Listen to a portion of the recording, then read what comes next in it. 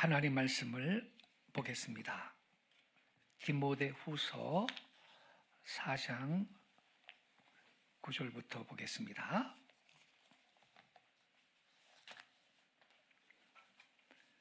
(346페이지) 신약성경 346페이지 디모데후서 4장 9절부터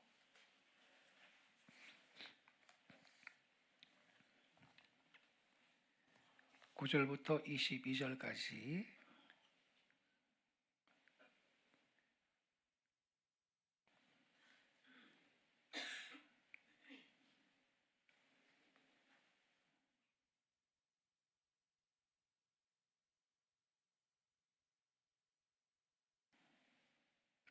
(9절부터)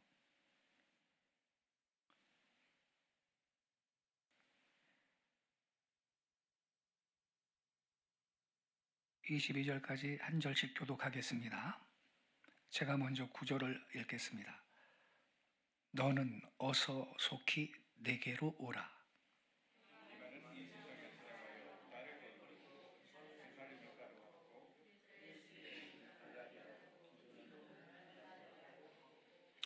누가만 나와 함께 있느니라. 내가 올 때에 마가를 데리고 오라. 그가 나의 일에 유익하니라. 내가 올 때에 내가 드로와 가보의 집에 둔 겉옷을 가지고 오고 또 책은 특별히 가죽 종이에 쓴 것을 가져오라.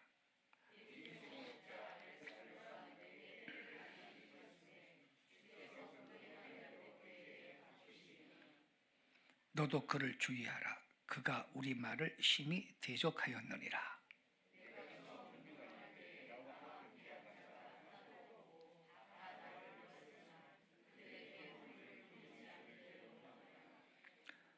주께서 내 곁에 서서 나에게 힘을 주심은 나로 말미암아 선포된 말씀이 온전히 전파되어 모든 이방인이 듣게 하려 하심이니 내가 사자의 입에서 건지심을 받았느니라.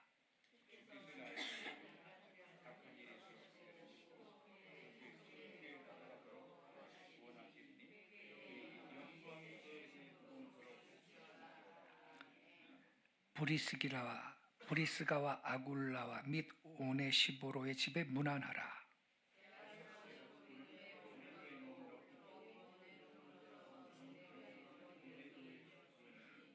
너는 겨울 전에 어서 오라.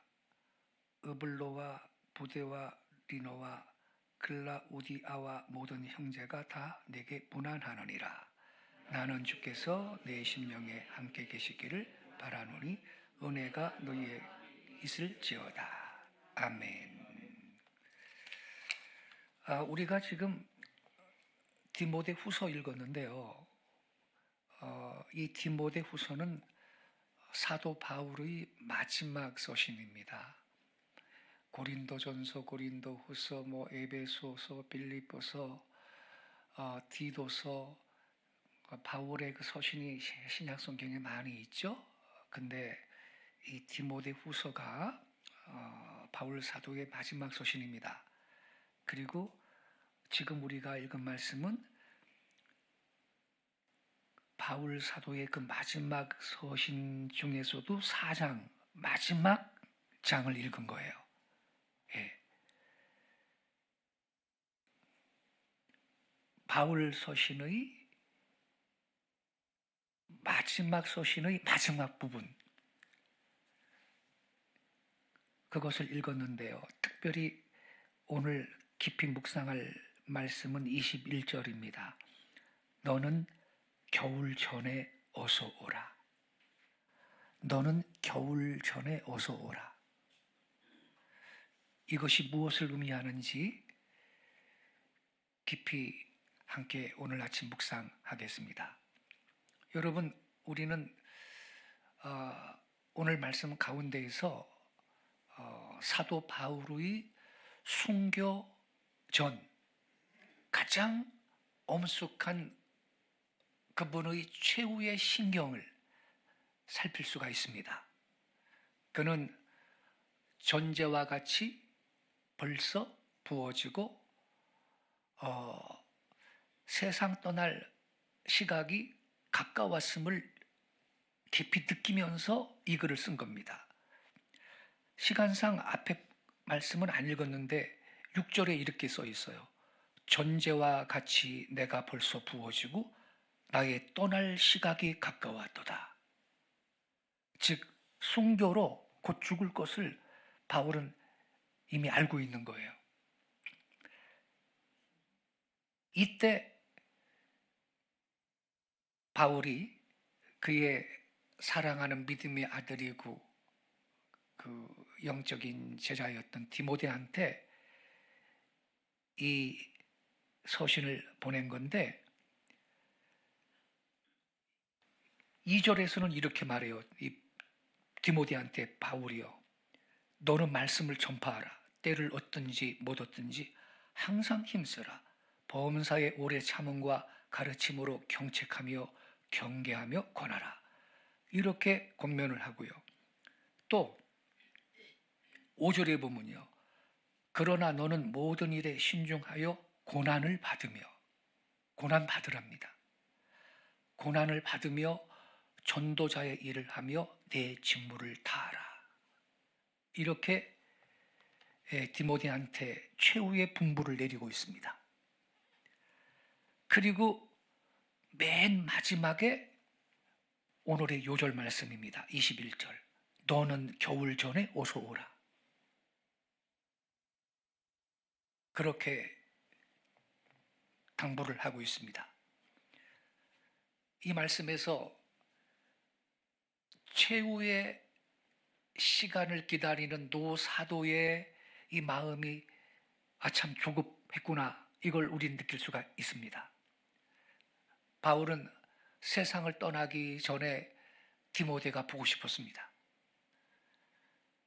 또 죽기 전에 마지막으로 조용히 이 디모데한테 당부할 말도 있었을 겁니다. 그래서 어서 속교하라 재촉을 했습니다. 특별히 겨울 전에 어서 와라 이렇게 말했습니다. 왜 겨울 전에 오라고 했을까요, 여러분? 당시에 바울은 로마의 감옥에 있었습니다. 디모데는 멀리 지중해를 건너 에베소에서 목회를 하고 있었습니다. 그런데요, 그때에는요, 겨울에는 배가 다니지 못하던 때였습니다. 마지막 배를 놓치면요, 다음에 봄에야 올 수가 있습니다. 그러므로 백길이 막히기 전에, 곧 겨울 전에 빨리 오라고 재촉을 한 것입니다. 오늘 아침에 이 말씀을 묵상하는 가운데 인간의 삶과 나의 인생에 찾아오는 이 기회의 문제를 함께 생각하면서 은혜를 나누겠습니다. 먼저 우리 인간의 삶에 있어서요, 기회가 얼마나 중요한가, 이걸 인식을 해야 하겠습니다. 에베소서 5장 15절에 보면 이런 말씀이 있습니다. 그런즉 너희가 어떻게 행할 것을 자세히 주의하여 지혜 없는 자같이 하지 말고 오직 지혜 있는 자같이 하여 세월을 아끼라 그랬는데, 그 세월을 아끼라는 그 구절 앞에 보면 2번이라고 딱 표기가 돼서 2번, 밑에 난하주를 보면요, 2번을 보면 기회를 사라 이렇게 돼 있어요.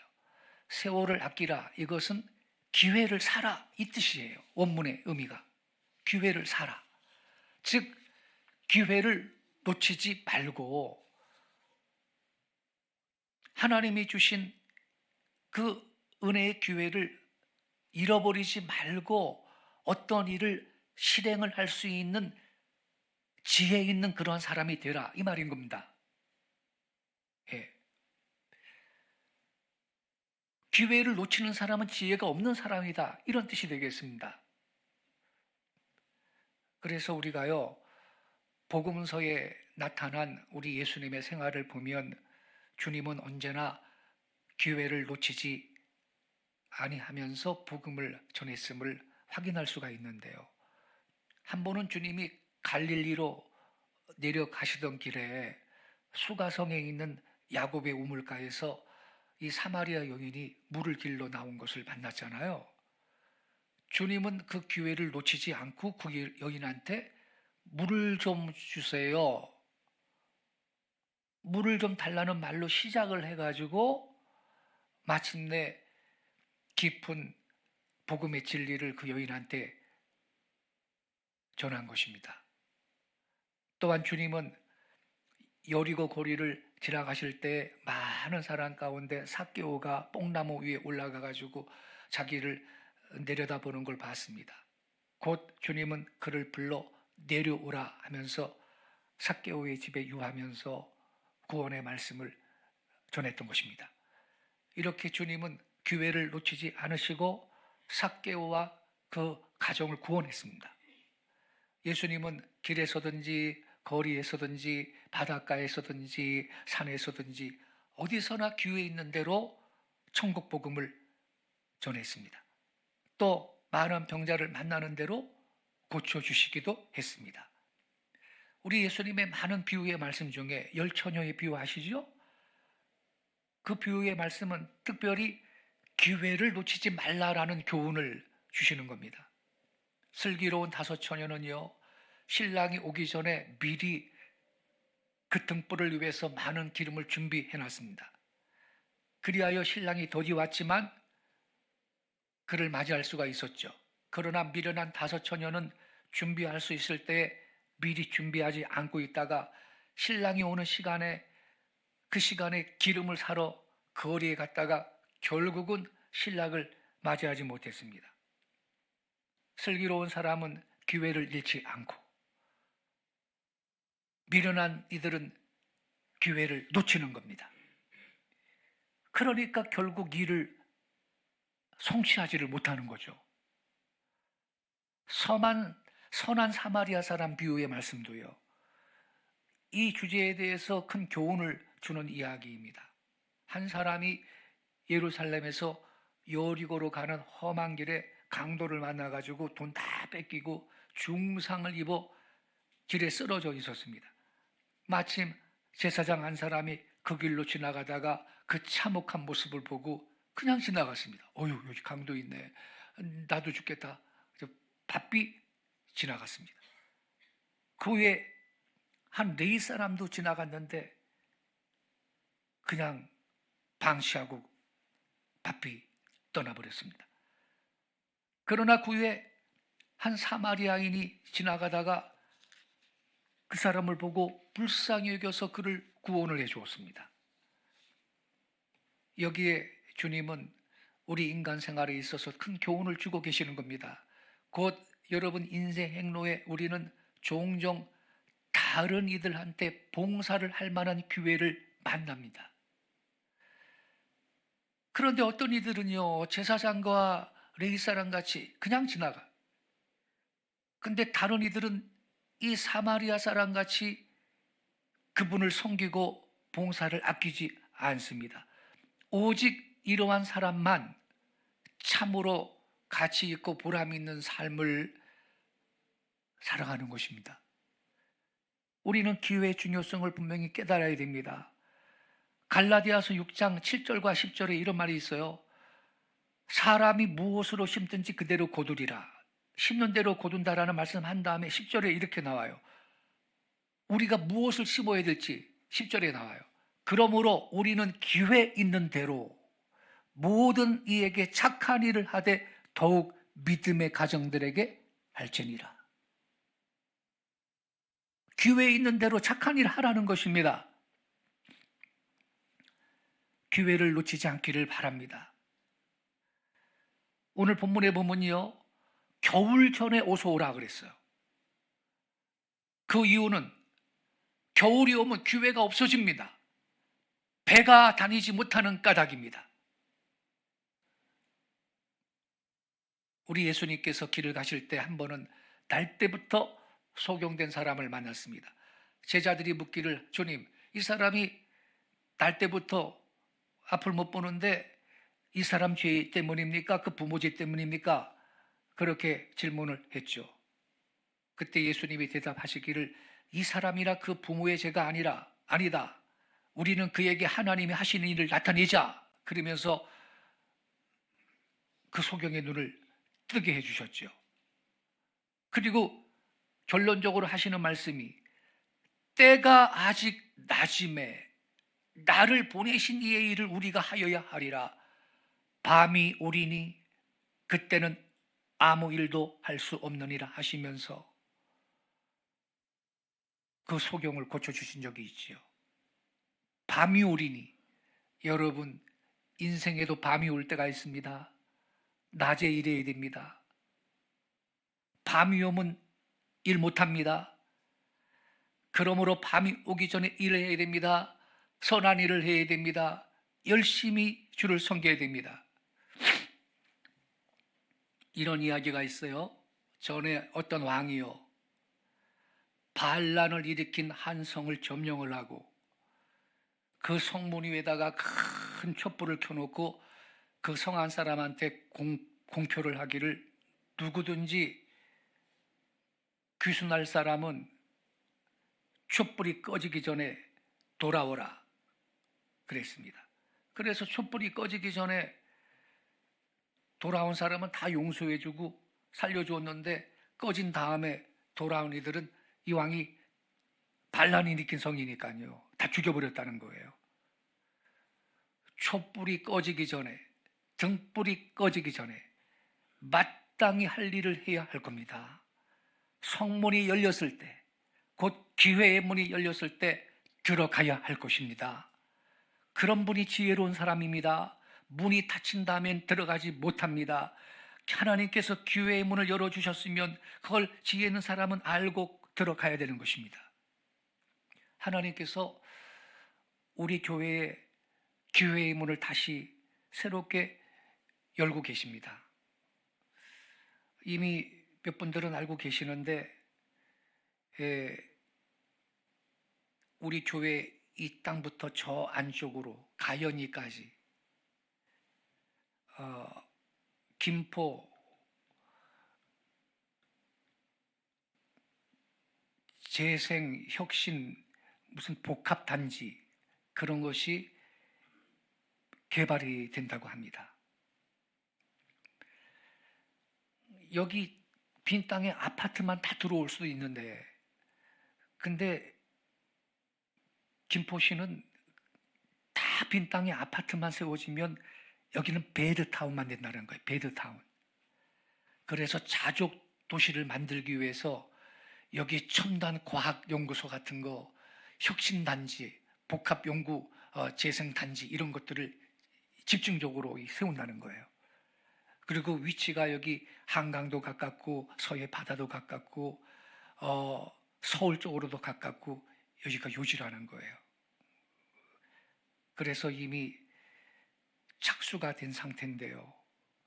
우리 교회 부동산 전문가이신 김경호 집사님하고 부목사님하고 저하고 2차 대책위원회 모임에 며칠 전에 2차 대책위원회 모임이 있었는데 대책위원회가 이 지주들하고 구성이 됐어요. 지금 갔는데요.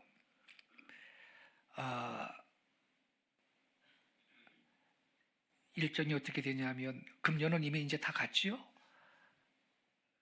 내년 2026년도, 2027년도 2년 동안 이 보상을 다 해주고 2028년에는 다 내보낸다는 거예요. 다 이 공장이든 창고든 건물이든 다 나가게 한다는 거예요. 그래서 2028년도에 여기를 이제 혁신단지로 조성을 하기 시작한다는 거예요. 근데 뭐 일이 좀 늦어져도 2029년, 2023년 그 안에는 이게 어떤 특별한 변수가 없는 한 진행이 될 것 같은데, 제가 김경호 집사님의 부동산 전문가니까요, 제가 여쭤봤죠. 그리고 제 지인들한테 다 물어봤는데 너무 잘 됐다는 거예요. 이게 보상이 작은 게 아니거든요. 너무 잘 됐다. 하나님이 새로운 기회를 주시는 거다. 이렇게 다 얘기를 해요. 여러분 기대하세요. 하나님이 더 좋게 하실 줄로 믿습니다. 예. 우리를 위해서 예비하신 새로운 성전과 땅이 있을 겁니다. 예. 하나님이 하실 일이 기대가 돼요. 뭐 교회를 다시 예배당 지려면 힘드니까 가끔 경매로 나온 잘 지은 예배당이 있거든요. 뭐 하나님 그런 거 주시면 바로 그냥 그 새 예배당으로 가는 거죠. 근데 아무튼 여러분, 제가 왜 지금 이 말씀을 드리냐면 기회의 문을 하나님이 열고 계신다. 하나님은 성경에 뭐라 그랬냐면요, 이 성전의 나중 영광이 처음 영광보다 크리라는 말씀이 있고요, 우리 예수님은요 나중에 더 좋은 포도주를 주셨습니다. 할렐루야. 우리 더 좋게 하실 걸 믿으시기 바랍니다. 아우, 사람들이요 너무 잘 된 거래요 이게. 예. 기도로 준비해 주시기 바랍니다. 그리고 여기 전문가 두 사람을 대책위원회 끝나고서는 모시고 왔는데, 우리 교회 위치를 딱 보더니 이렇게 주거지가 가깝고 여기 바로 읍사무소 관공서가 가깝고 10분 내로 구례역 양천역 가깝고 이런 데는 더 유리하답니다. 보상을 크게 받는데 훨씬 유리한 위치래요. 저 안쪽에 있는 눈 이런 데하고 다르대요. 그래서 여러분, 하나님께서 우리 분이엘 교회 오랫동안 예배하고 찬양하고 기도하고 이게 35년이 쌓여진 교회입니다. 주보의 맨 앞에 보면요 34번이라고 되어 있어. 34번. 34권 52호예요. 오늘 52주째인데 이게 34년 됐다는 거거든요. 우리 교회가. 내년이면 35년으로 들어가는데 이 오랫동안 예배와 기도가 쌓인 교회, 하나님이 나중 영광이 더 처음 영광보다 크게 하실 걸 믿으시기 바랍니다.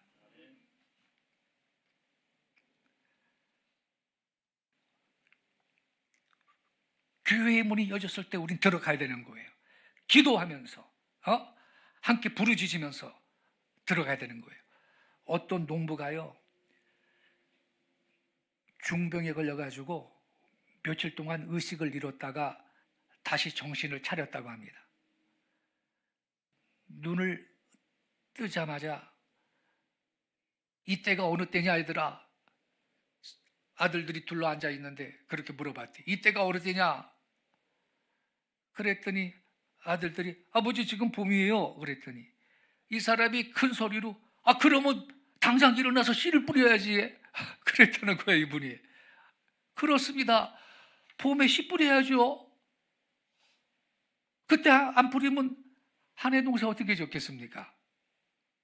여러분, 기회를 놓치면 안 됩니다. 기회의 제한성을 기억하셔야 됩니다. 어떤 분은요 건강했는데 갑자기 쓰러지는 분이 있습니다. 질병도 갑자기 오고요, 죽음도 갑자기 올 수가 있습니다. 그러므로 이 기회의 문이 닫히기 전에 꼭 할 일을 할 수 있는 지혜 있는 성도들 되시기를 축원합니다. 끝으로, 그래서 이 말씀을 삶에 실제적으로 우리 적용할 수 있어야 되겠어요. 우리 가운데 학생들 있지요? 공부도 겨울 전에 해야 합니다. 인생의 겨울이 오기 전에 해야 된단 말이에요. 공부할 수 있는 기회에 공부를 열심히 해야 합니다. 왜? 50대 중반쯤 되면 벌써 노반이 와가지고 이거 글이 안 보이냐 이 글자가 이렇게 되는데 무슨 공부가 되겠어요 그게. 그렇잖아요 여러분. 기억력도 감퇴가 되고 암기력도 떨어지고 공부를 할 수는 있겠지만은 그래도 공부는 청년 때 학생 때 그때 열심히 해야 할 것입니다. 그렇지 않습니까? 뭐 노인대학이라고 있습니다. 노인대학.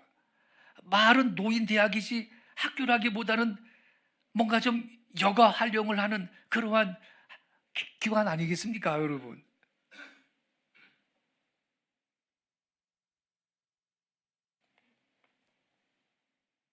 또 우리 가운데는 청년들이 많이 있습니다. 젊고 건강할 때 많이 일하세요.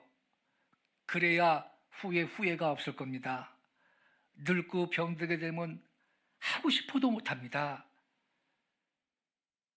근데 그런 때는 누구한테나 올 수 있다는 걸 미리 기억하셔야 됩니다. 또 우리 가운데는 부모를 모시는 이들도 많이 있습니다. 부모들이 살아계실 때 마음을 기쁘게 해드리고 위로하고 효를 할 수 있기를 바랍니다. 옛말에 이런 말이 있어요. 수욕정이 풍부지하고 자육양이 친부대라. 곧 나무는 고요히 살고자 하되 바람이 그치지 아니하고 아들은 잘 보양하고자 하되 아버지는 기다리지 않는다라는 말입니다. 아무리 잘 부양하고자 해도 할 수 없는 때가 반드시 옵니다. 갑자기 올 수도 있습니다.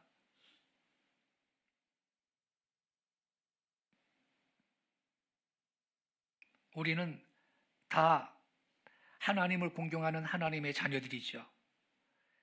여러분 이렇게 주일마다 성전에 나와서 예배할 수 있는 거, 주님 앞에 예배할 수 있는 이게 얼마나 큰 축복인지 알 수가 없어요. 북한에는요, 오늘 이렇게 성의를 당해도요, 모일 수가 없어요. 홀로 외딴 곳에서 눈물로 이 시간을 보내는 지하교회 성도들이 지금 있다는 겁니다. 모퉁이돌 성교회라고 북한 지하교회만 수십 년 동안 전도하는 북한 선교 전문기관이 있거든요. 그 목사님이 그래요. 그 지하교회 성도들이 있는데 어떤 분은 해방 후에 북한의 공산당이 지배를 하게 됐잖아요. 남한으로 탈출을 못한 상태인데 예배당 다 때려 부수고 말이에요. 믿는 자들 다 죽이고, 그래서 이제 아무도 모르게 숨죽이고 숨어서 예배를 드리는데 세상에 예배당 다 없어졌으니까요. 11조를 바쳐야 되는데 11조를 바칠 수가 없다는 거예요. 교회가 없으니까. 아니 여러분, 그때가 언제입니까? 김일성이가 북한 점령한 그때부터 지금까지 11조를 모아놓고 있대요. 저는 그 간증을 듣고 눈물이 쏟아졌어요. 이야, 우리 한국 남한교회 성도들 정말 부끄러운 줄 알아야 되겠다.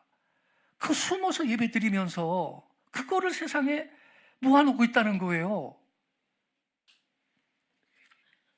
여러분, 교회 나와서 예배할 수 있을 때 열심히 나와서 예배할 수 있기 바랍니다. 주일날요, 성전에 가고 싶어도요, 지금도 세브란스 병원, 삼성병원, 동네 병원 가보세요. 질병 걸려가지고서는 6달, 5달 장기간 환자로 누워있는 분들 있어요. 그분들 중에는 권사도 있고, 그분들 중에는 집사님도 있고, 그런데 그분들의 소원이 뭔지 압니까? 나 빨리 나와서 교회 가고 싶은데. 이게 소원이에요, 여러분. 그 마음 아시겠습니까? 나 빨리 가서 교회 가고 싶은데, 나도 주일날 교회 가서 예배드리고 같이 밥도 먹고 섬기고 싶고, 그런데 언제 이게 낫나? 이게 소원입니다. 그 심정을 아시겠습니까, 여러분? 이게 여러분, 우리가 건강해서 주일마다 교회 나올 수 있는 거, 예배할 수 있는 게 이게 큰 은혜입니다. 어떤 분은 병들어, 어떤 분은 너무 이제 노쇠해서 나오지 못하는 교인들도 있거든요. 교회 봉사도 역시 그렇습니다. 예배팀으로 봉사를 하든, 주일학교 선생으로 봉사를 하든, 셀 리더로 봉사를 하든, 어떤 기관에서 봉사를 하든지 봉사할 수 있을 때 감사함으로, 기쁨으로 정성을 다해 봉사할 수 있는 여러분 되시기를 바랍니다. 아무리 하고 싶어도 할 수 없는 때가 올 수 있습니다. 인생의 밤이 올 수 있습니다. 우리의 삶에도 인생의 겨울이 옵니다. 그래서 여러분, 기도도 그렇습니다. 기도도요,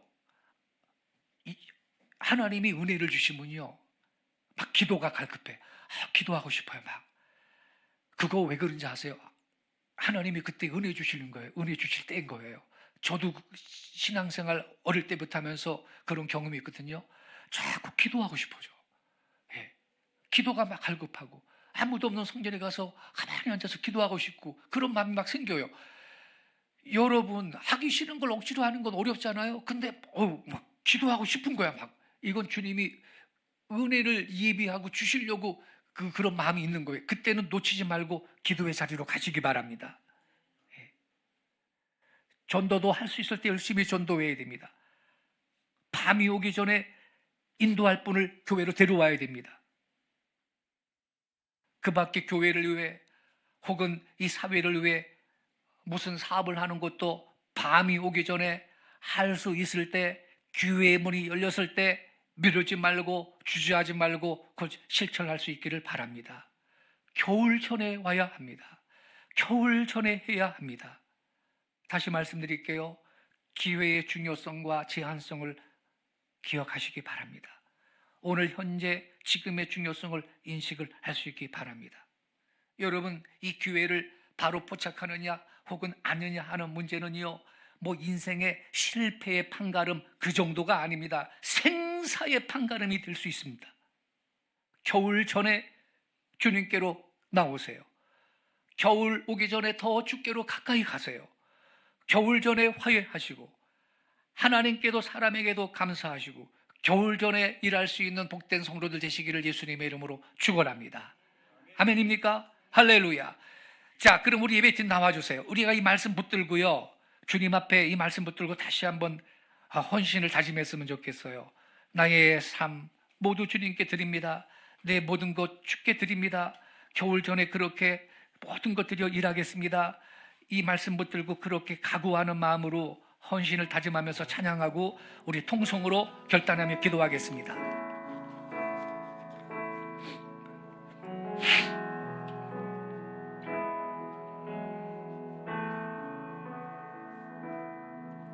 두 손 들고 찬양합니다. 다시 오실 왕 여호와께 오직 주만이 나를 다스리네.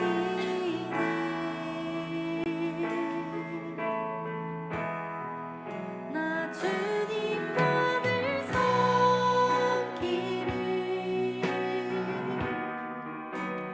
헛된 마음 버리고 성령이여 내 영혼 충만하게 하소서. 주님 앞에 내 생명 드리리라. 처음부터 두 손 들고 두 손 들고 찬양합니다. 다시 오실 왕 여호와께 오직 주만이 나를 다스리네.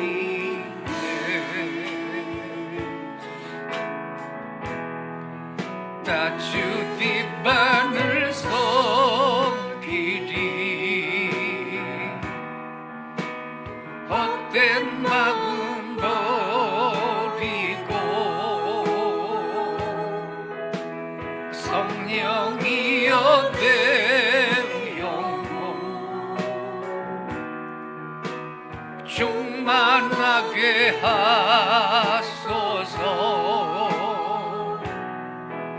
주님 앞에 내 생명 드리리라. 나 주님만을 섬기리. 나 주님만을 섬기리. 헛된 마음 버리고